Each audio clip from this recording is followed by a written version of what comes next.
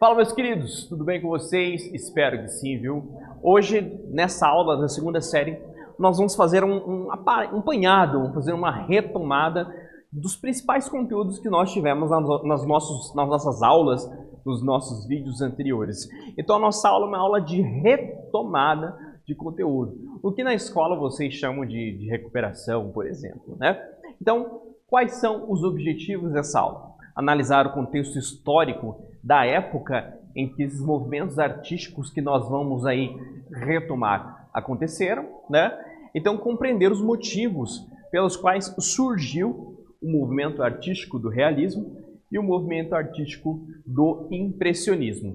Então, antes de mais nada, quando a gente fala desses movimentos, é necessário que a gente compreenda o contexto histórico da época. Isso é básico, né? Quando a gente fala de arte, arte ela é o resultado da época em que o artista viveu, com quem ele conviveu a nível pessoal, a nível de sociedade, a nível do local onde ele estava vivendo, qual era o país, etc. e tal, ok?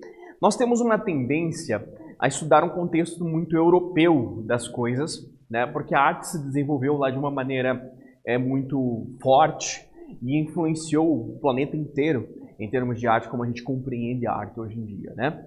Então, assim, a chamada Revolução Industrial, né? A palavra revolução, ela remete a alguma coisa que quebra com o nosso comportamento, o nosso jeito de agir, né? Então, a gente agia de um determinado jeito na nossa sociedade, na nossa vivência, acontece alguma coisa, né? E essa coisa nós chamamos de revolução, porque daí muda o nosso comportamento, muda o nosso agir, ok?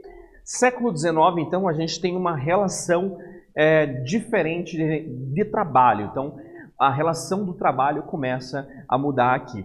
Então, anteriormente à Revolução Industrial, como é que se vivia, né?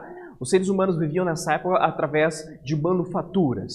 Então, existia um especialista em fazer sapatos, um especialista em fazer roupas, tá? E demorava o seu tempo para confeccionar esse produto.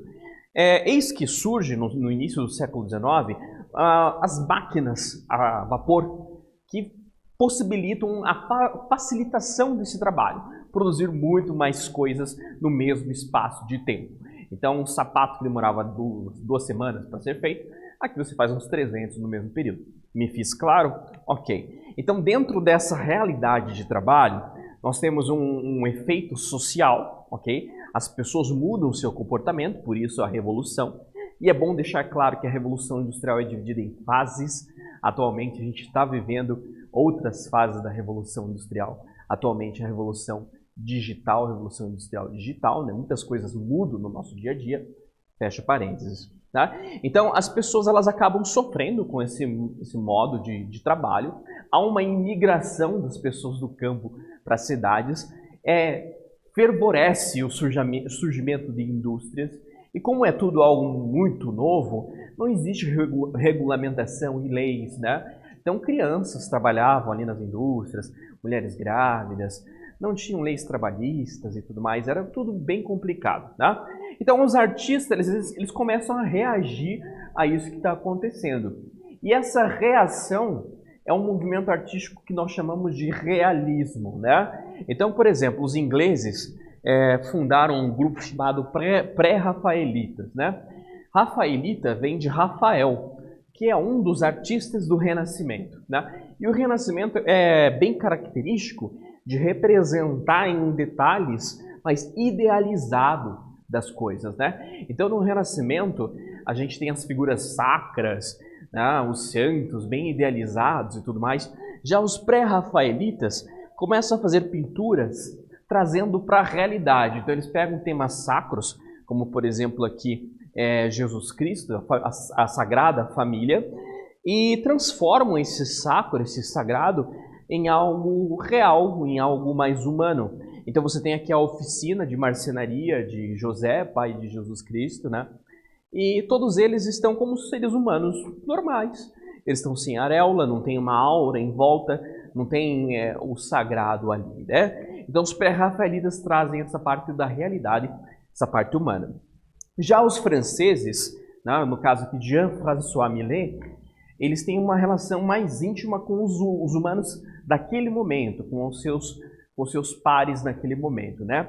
Então, os franceses têm essa tendência a serem muito revolucionários, muito enfáticos, muito fervorosos naquilo que acreditam, né? Então, por exemplo, essa obra chamada Ângelus, né, mostra que um cestinho onde tinha um feto que acabou de ser morto, né, abortado, acabou perdendo talvez pela pobreza, desnutrição, talvez. Então você tem dois seres humanos, aqui provavelmente um casal, não mostra o rosto, é tudo muito fúnebre. Então você não tem aqui a representação de figuras de poder, pessoas importantes, né? São pessoas comuns que a gente não sabe o nome delas, né? Então vamos lá, diferentemente dos pré-rafaelitas, que tentavam trazer temáticas bíblicas e torná-las mais reais, mais humanas, os artistas franceses buscaram representar outra temática, o ser humano comum, né?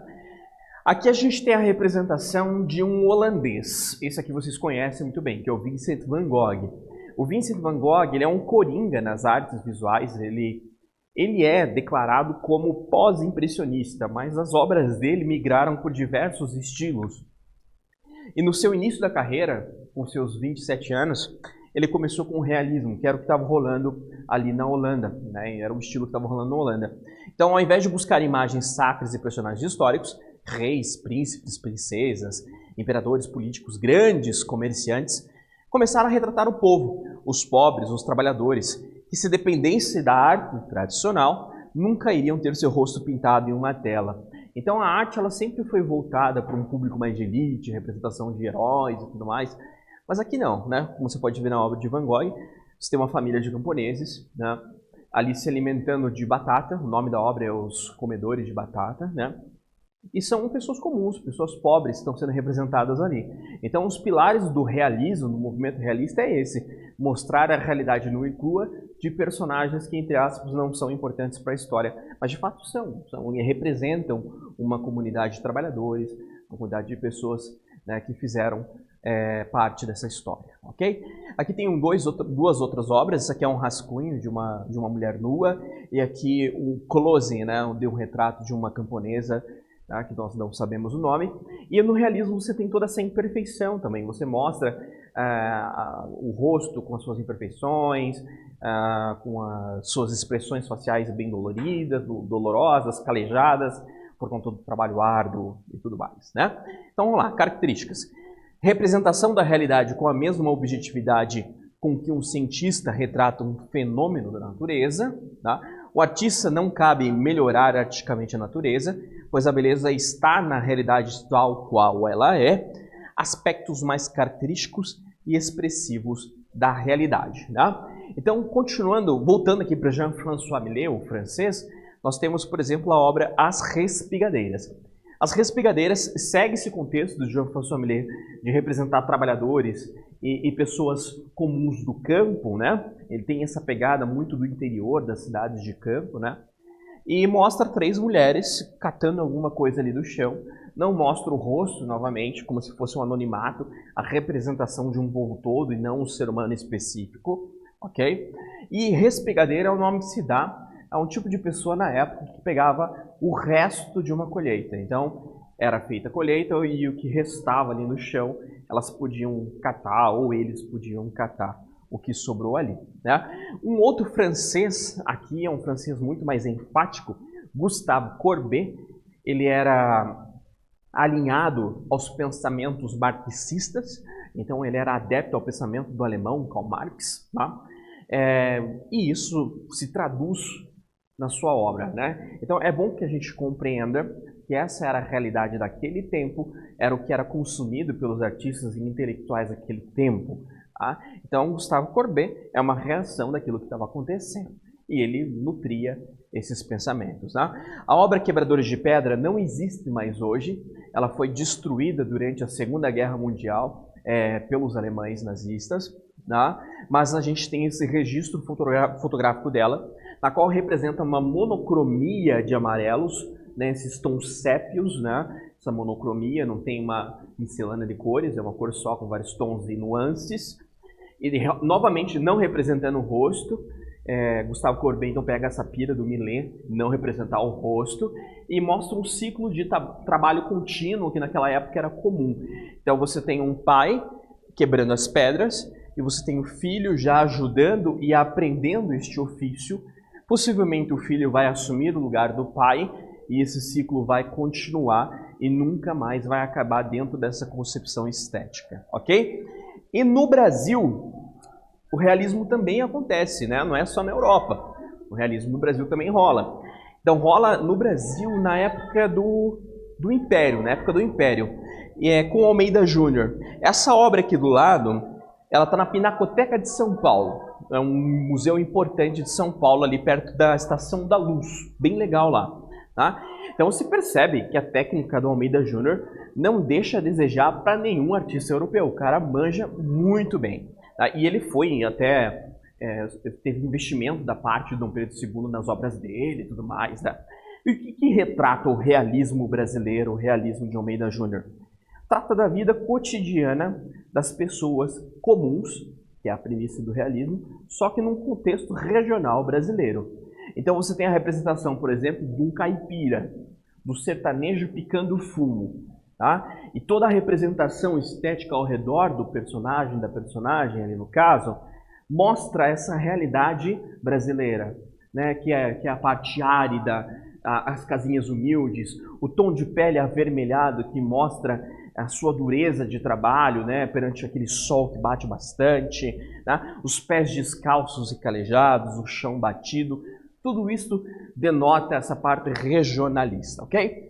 Então agora nós vamos para o nosso primeiro exercíciozinho, tá? Que a gente tem mais conteúdo para poder conversar aí. Vamos lá. Como a arte se manifestou perante a realidade vivida no século XIX em plena Revolução Industrial. Já voltamos.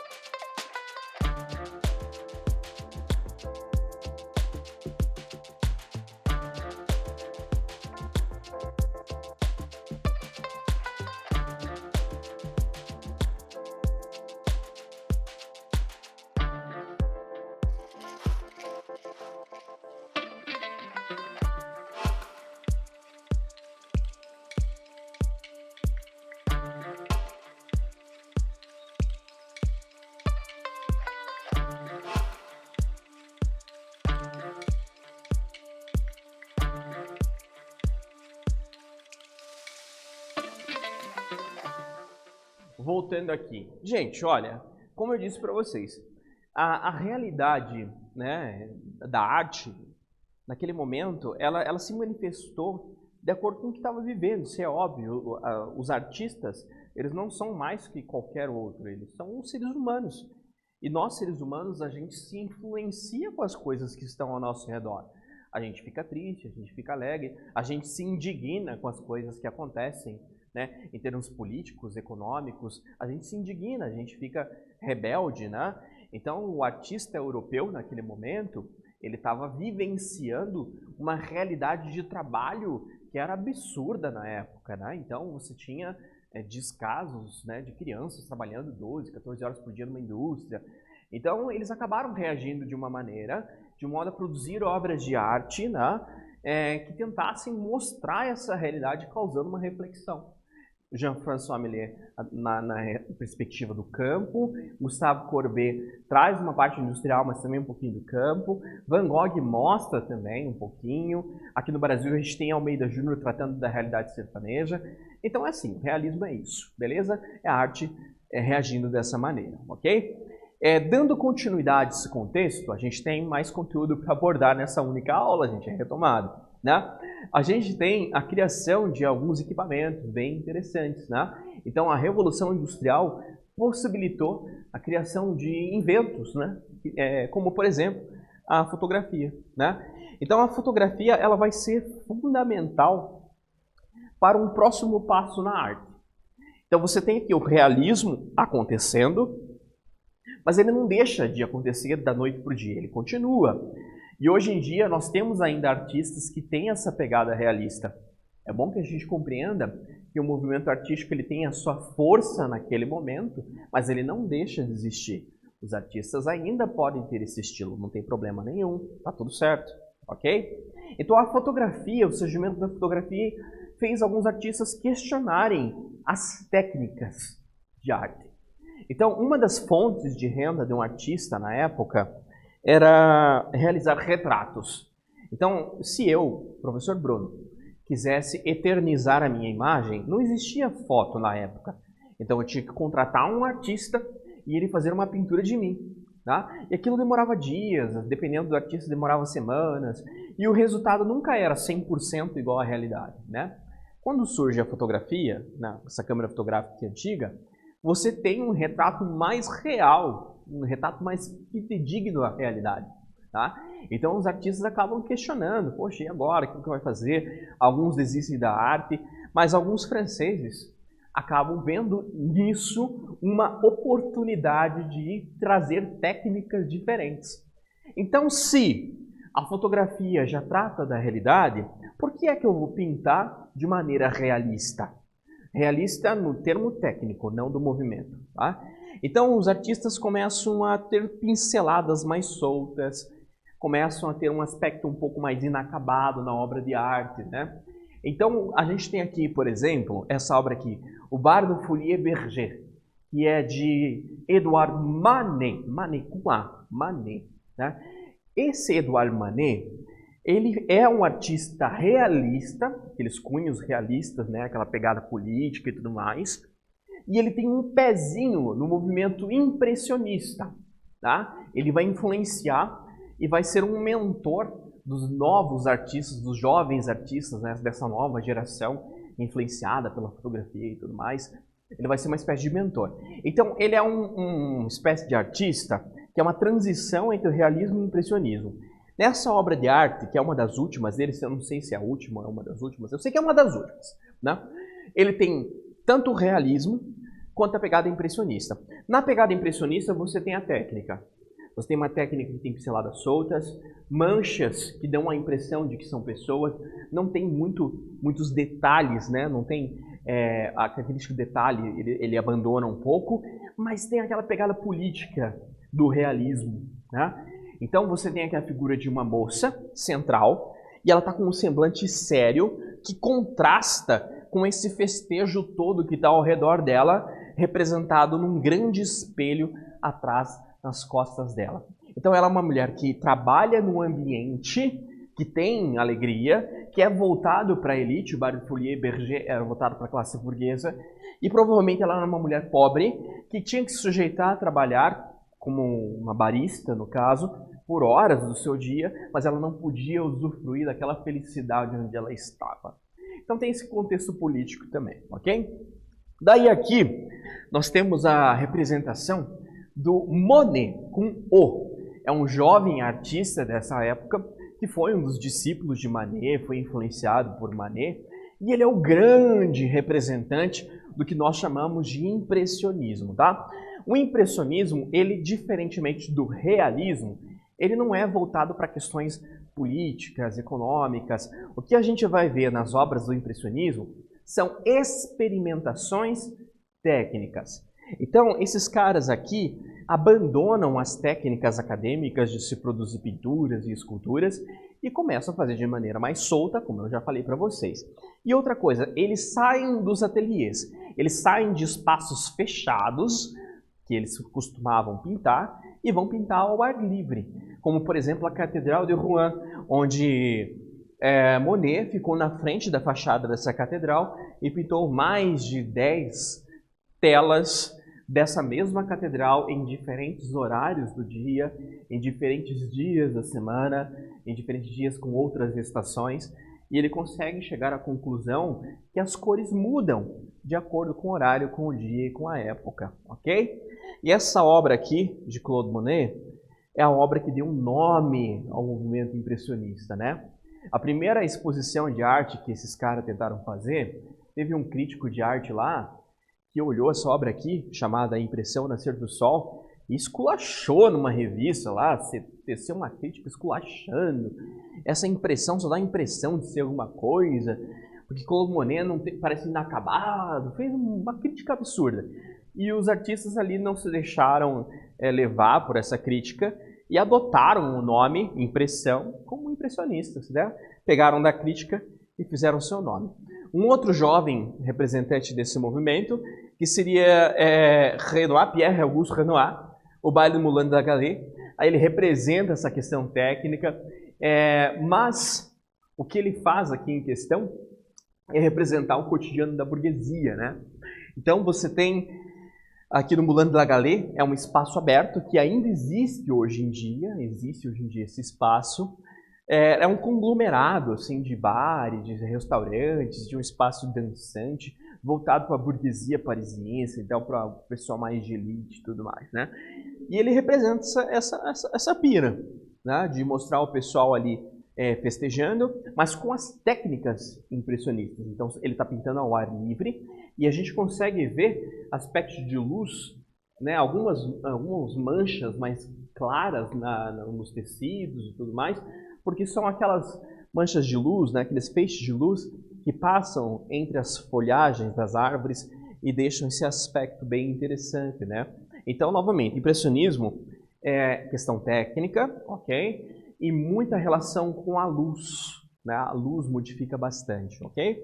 Beleza? Então, vamos ao nosso segundo exercício aqui. Quais foram as motivações para as mudanças estéticas e de comportamento proposta pelos impressionistas? Já voltamos.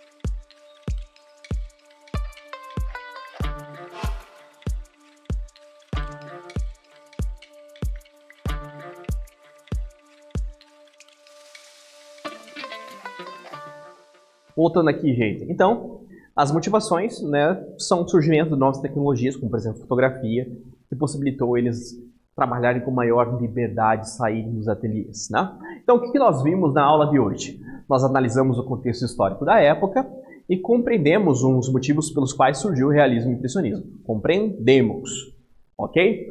Espero que tenham gostado da aula de hoje. Nos vemos numa próxima. Tchau!